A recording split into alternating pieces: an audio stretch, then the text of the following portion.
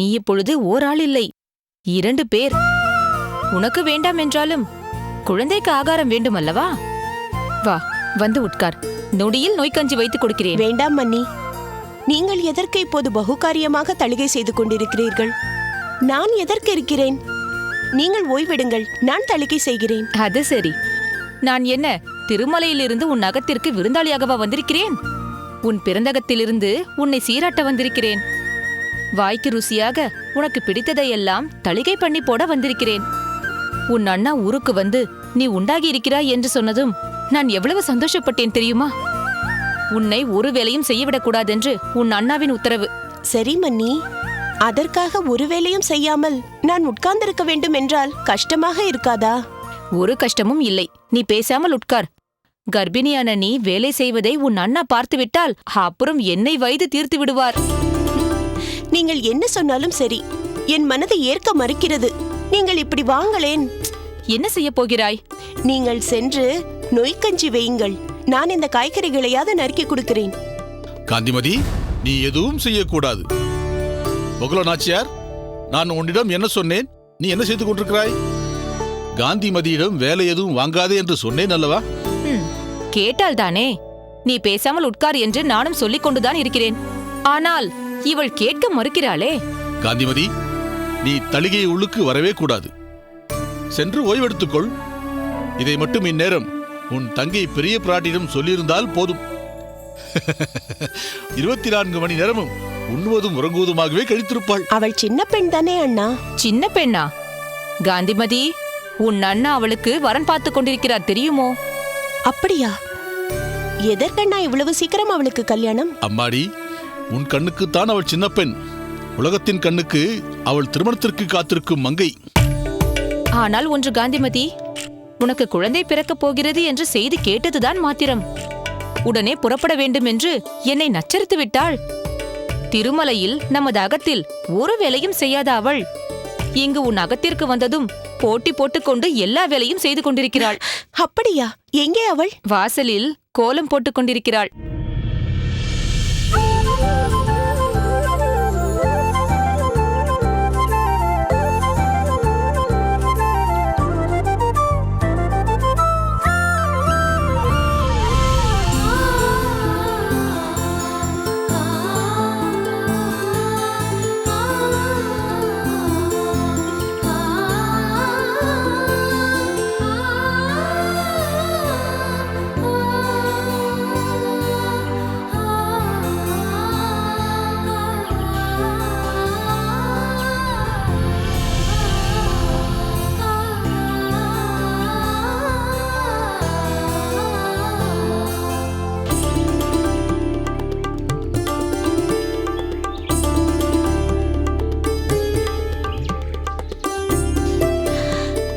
பெரிய பிராட்டி, அக்கா எழுந்து விட்டாயா?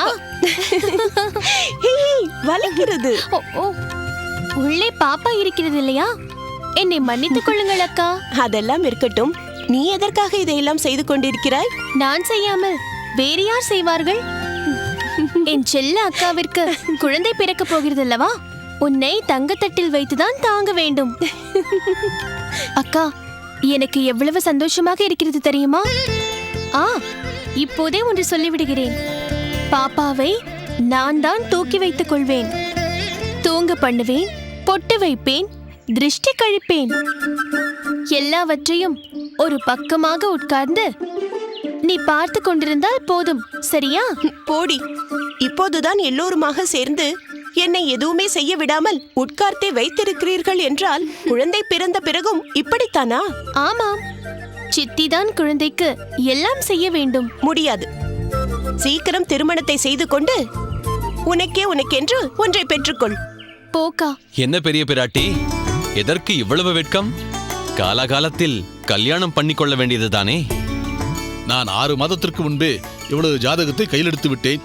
தேடிக்கொண்டே இருக்கிறேன். ஏதோ 1-2 நல்லதாக வந்திருக்கிறது. நானும் கூட எனக்கு தெரிந்த 1-2 பேர்களிடம் சொல்லி வைக்கிறேன். என்ன பெரிய பிராட்டி, சொல்லலாம் அல்லவா? அவளிடம் என்ன கேட்டுக்கொண்டு தாராளமாக சொல்லுங்கள். இந்த வருடத்திற்குள் இவளுக்கு கல்யாணத்தை முடித்து விட்டால் பெரிய பொறுப்பொன்று கழிந்துவிடும். அதற்கு பிறகு வேங்கடவாசன் உண்டு, நான் உண்டு என்று திருமலையே கதி என்று கிடப்பேன். சொல் பெரிய பிராட்டி, மாப்பிள்ளை எப்படி இருக்க வேண்டும்? காதில் கடுக்கன் போட்டு கட்டுக்குடுமியுடன் கன்னத்தில் குழி விழ சிரிப்பவராக இருக்க வேண்டுமா? இல்லை பார்த்தசாரதி பெருமாளைப் போல் கம்பீரமாக வெள்ளை மீசையும் கள்ளச் சிரிப்புடனும் இருக்க வேண்டுமா? எப்படி வேண்டும் என்று சொல், எங்கிருந்தாலும் பிடித்துக் கொண்டு வருகிறேன். பொங்கல் அத்திம்பேர். பார்த்தீர்களா அண்ணா, உங்கள் தங்கை வெட்கப்படுவதை? சரி காந்திமதி, நான் மாப்பிள்ளையுடன் சென்று ஊர் பெரியவர்களை சந்தித்து விட்டு வருகிறேன். மீண்டும் அதை செய்கிறேன் இதை செய்கிறேன் என்று நீ எதையும் செய்யக்கூடாது. சரி அண்ணா. உன் அறைக்கு சென்று நன்றாக ஓய்விடு. ஆகட்டும். வருகிறேன் காந்திமதி. வாருங்கள்.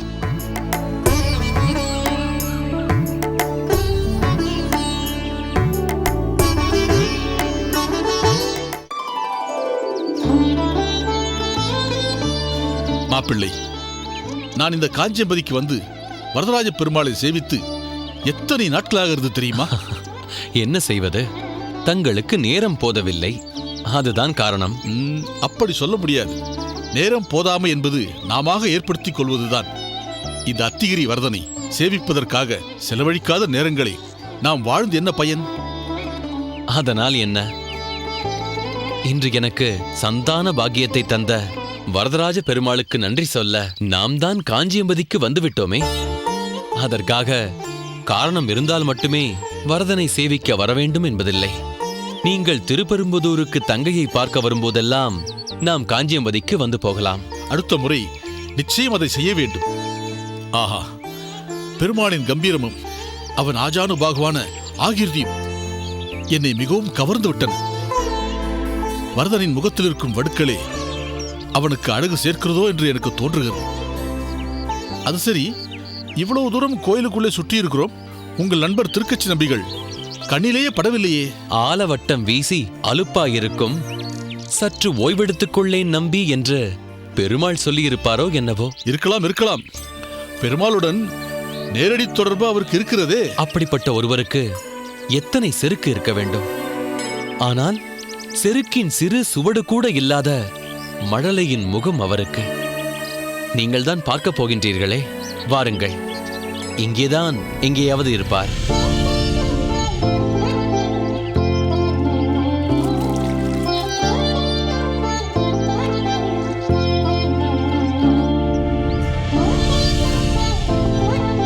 திருக்கச்சி நம்பிகளே,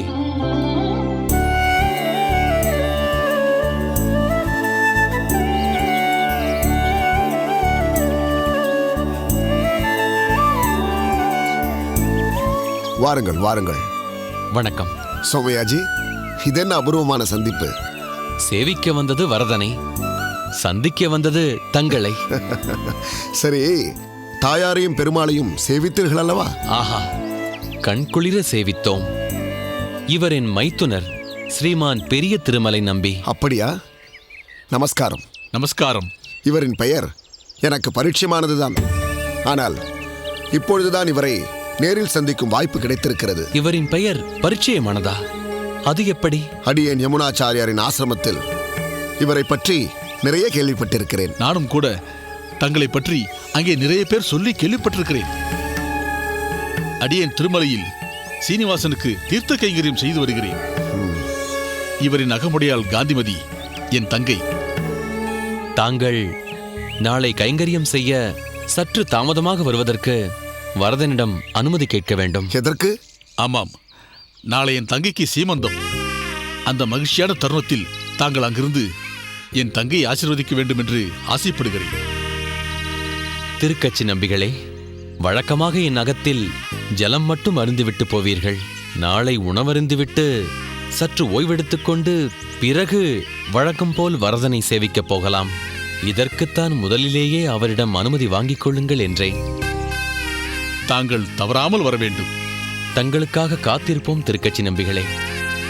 காந்திமதிக்கு தங்களின் பரிபூரண ஆசி வேண்டும். தங்களின் ஆசியை பேரருளாளனின் ஆசியாகவே நான் கொள்வேன். நிச்சயம் வருகிறேன். சரி, நாங்கள் புறப்படுகிறோம். வாருங்கள்.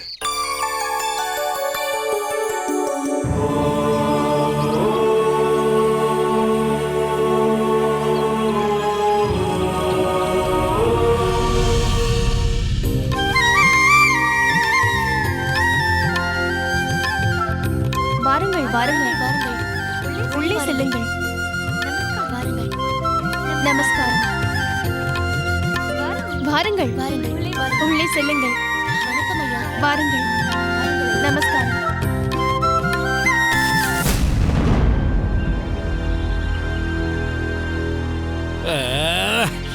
ஐயோ,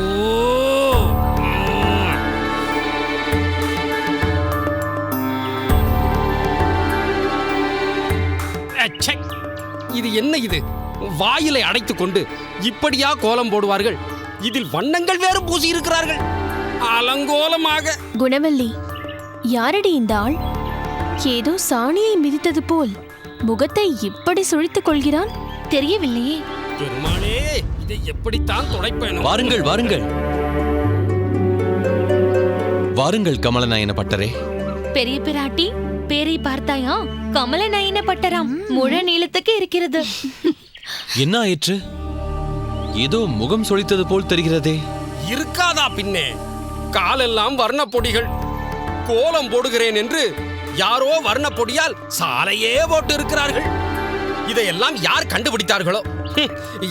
எனக்கு கோலத்தை கண்டாலே எரிச்சல். கோலத்தை போடுபவர்களை பார்த்தாலும் எரிச்சலோ எரிச்சல். அகத்திலே சும்மா இருக்க முடியாமல் வேலையற்ற பெண்கள் செய்யும் வேலை இது. சரி, விடுங்கள், கோபித்துக் கொள்ளாதீர்கள். வாருங்கள், உள்ளே போய் காலை அலம்பிக் கொள்ளலாம். வாருங்கள் வாருங்கள்.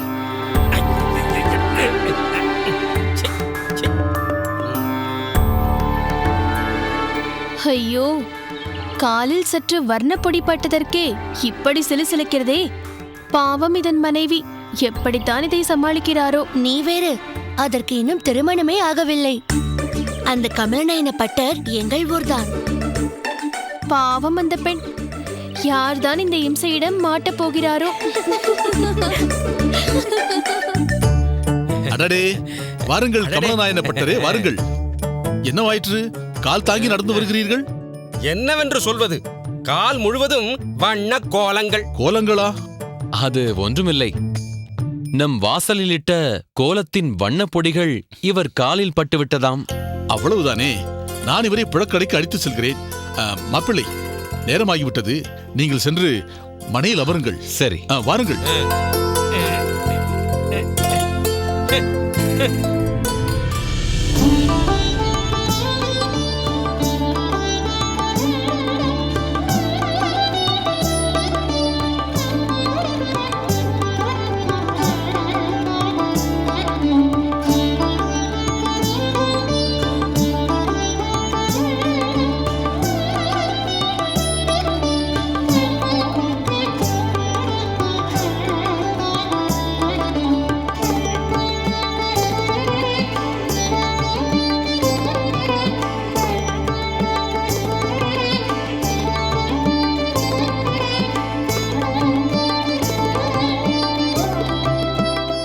ஆரத்தி கரைத்து வைத்திருக்கிறீர்களா? தயாராக இருக்கிறது. சரி, யாராவது 2 சுமங்கலிகள் வந்து ஆரத்தி எடுங்கள். நந்தகோபகுமாரனுக்கு, நவநீத சூரனுக்கு, சுந்தரவதாரனுக்கு, துவாரகாபுரி வாசனுக்கு சந்ததம் மங்களம் மங்களம். ஸ்ரீ கிருஷ்ணனுக்கு இசைந்த மங்களம்.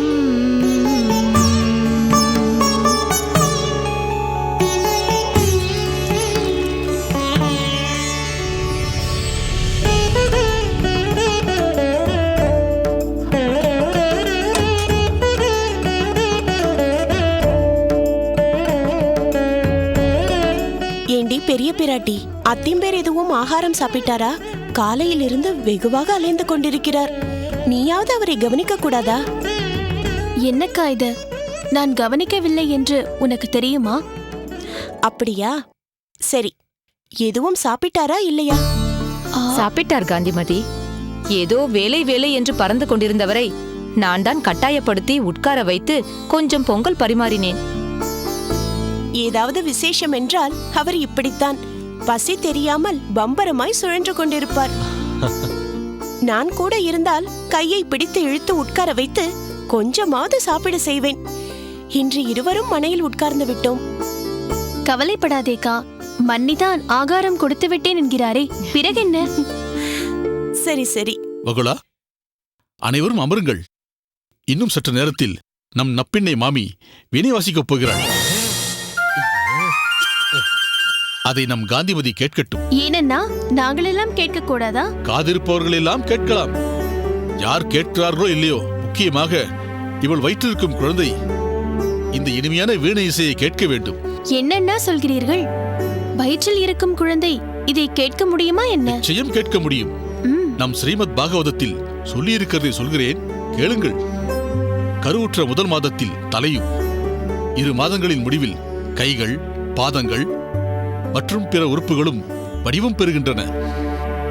3 மாதங்களின் முடிவில் நகங்கள், விரல்கள், உரோமம், எலும்புகள், தோல், மூக்கு, துளைகள், காதுகள், வாய் போன்றவை எல்லாம் வடிவம் பெறுகின்றன. காந்திமதி, இப்படி அமர்ந்து வீணை இசையை நீயும் கேள், உன் செல்லமும் கேட்கட்டும். மாமா, உண்மையிலேயே குழந்தை இதை கேட்குமா? ஓ, விளையாட்டாக சொல்கிறேன் என்று நினைத்தாயா? இல்லை இல்லை, சாஸ்திர ரீதியாக மட்டுமில்லை, அது ஆராய்ச்சியின் ரீதியாகவும் குழந்தை இனிமையான இசையை கேட்பது நல்லது என்று சான்றோர்கள் கூறியிருக்கிறார்கள். வயிற்றிருக்கும் குழந்தை 6வது மாதத்திலிருந்து அதுவரை தான் நீந்திக் கொண்டிருந்த தடாகத்தை விட்டு வெளி உலகத்தை கவனிக்க ஆரம்பிக்கிறது. இந்த 8வது மாதத்தில் குழந்தையின் கவனிப்பு இன்னும் கூர்மையாகும்.